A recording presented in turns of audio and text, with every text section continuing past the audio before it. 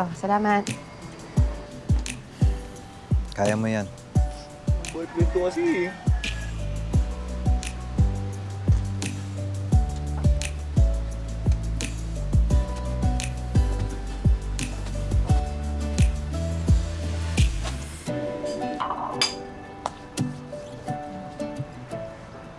Ba't ang saya mo ngayon?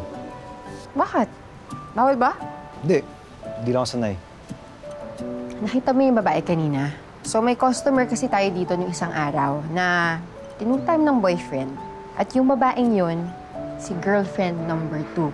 And nirefer siya ni girlfriend number 1. Anong nakakatuwa dun? Hindi mo ba nakikita? Para dumami yung customers mo, dapat madami ding broken-hearted. So, paano natin paparamihin yung mga taong heartbroken? Eh di ilalabas natin lahat ng baho ng mga manloloko.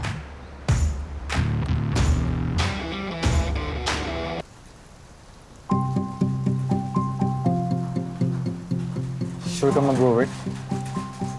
Oo naman. Hindi kasi ako naniniwalang madaming taong in love ngayon. Mas magaling lang magtago yung mga cheaters. At tayo magre-reveal nun sa mga biktima kasi Kasi may mga taong nahihirapang magsabi pag alam nilang niloloko yung kaibigan nila ng partners nila. So, we're saving them from a difficult conversation and at the same time, makakawala sa toxic relationship yung mga victims of cheating. O, di ba? Win-win.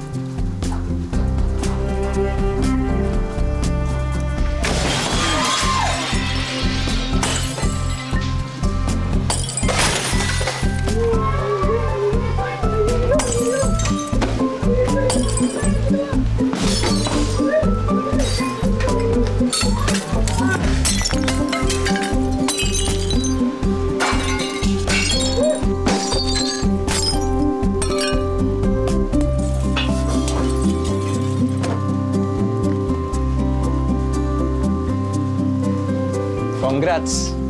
Nag-work yung plano mo. At sorry, nagduda ako nung una. Mas marami pang tao ngayon kaysa nung grand opening namin. Siyempre, dahil sa'yo yun. Wala yun.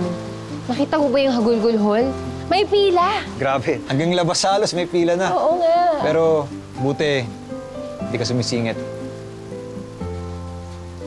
Wala eh, busy eh. Wow, nakakatuwa namang makita kang ganyan. Na ano? Busy-busyhan? No. Moving on.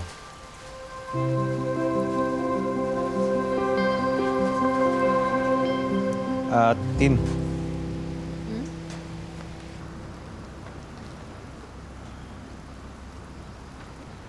Para saan to? As thank you sa pag-save ng cafe. 2 weeks straight, consistent, lagi tayong sold out.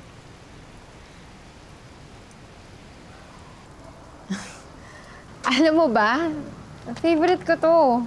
Actually, yes. Alam ko. Niregaluhan mo ako noon ng favorite kong lavender candle. It's the little things that made me fall for you.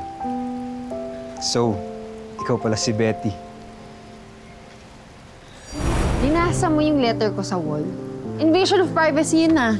To be fair, nakasulat sa isang public place, tsaka hindi ko alam na sulat mo yon until nakita ko yung mga sulat mo sa orders. Kahit na, hindi pa rin valid reason yun. Alam mo ikaw, tatamaan ka na talaga sa akin eh. Ah, talaga? Baka gusto mong ikaw tamaan sa akin. Tintin! Nandito na ang napakaganda mong sundo! Uy, reserve mo na yung Saturday, ah. Bakit? Ano meron? Ano ka ba? Hindi magdo-double day tayo nila Epon. Hoy! Ano ba? Kung nakakahiya ka, nandyan lang siya oh. Free ako ng Sabado.